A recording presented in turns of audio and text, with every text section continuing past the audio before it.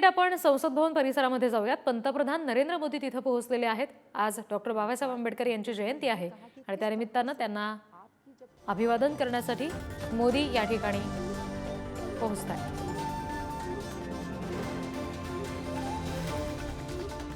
संसद भवन परिसरातली ही दृश्य सध्या आपण बघतोय।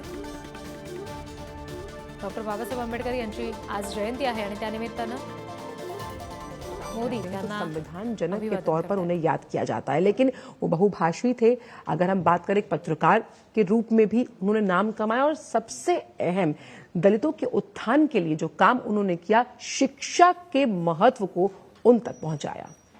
बिल्कुल आंचल, आप ठीक कह रही हैं। केवल एक नेता के तौर पर, एक राजनीतिक के तौर पर ही नहीं, बल्कि उनकी कई भूमिकाएं आप देख सकते हैं। चाहे वो एक अर्थशास्त्री के तौर पर भूमिका हो, चाहे वो एक राजनेता के तौर पर हो, या एक समरसता लाने वाले, समानता की जो पूरी लड़ाई थी उसको लाने की एक भूमिका हो।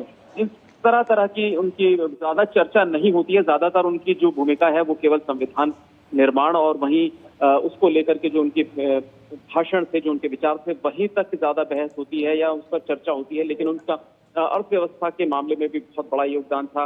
आप याद करें कि प्री इंडिपेंडेंस उन्होंने रुपए की स्थिति क्या है उस पर एक बहुत बड़ी किताब लिखी थी। उस पर एक डिटेल रिसर्च थी उनकी कि कैसे इसको सुधारा जा सकता है। जहां तक आप बिल्कुल संविधान की बात करें तो ड्राफ्ट कमेटी के वो अध्यक्ष थे, तो उनकी भूमिका सबसे महत्वपूर्ण हो जाती, क्योंकि जो भी प्रपोजल आते थे, जो भी प्रस्ताव आते थे, उन पर अंतिम निर्णय एक तरीके से ड्राफ्ट कमेटी को लेना होता था।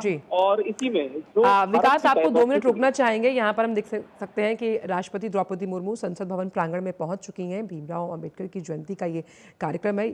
साथ ही साथ हम यहाँ पर उपराष्ट्रपति जगदीप धनखड़ को, प्रधानमंत्री को और लोकसभा स्पीकर ओम बिरला को भी देख सकते हैं। तमाम सांसदगण भी यहाँ मौजूद हैं।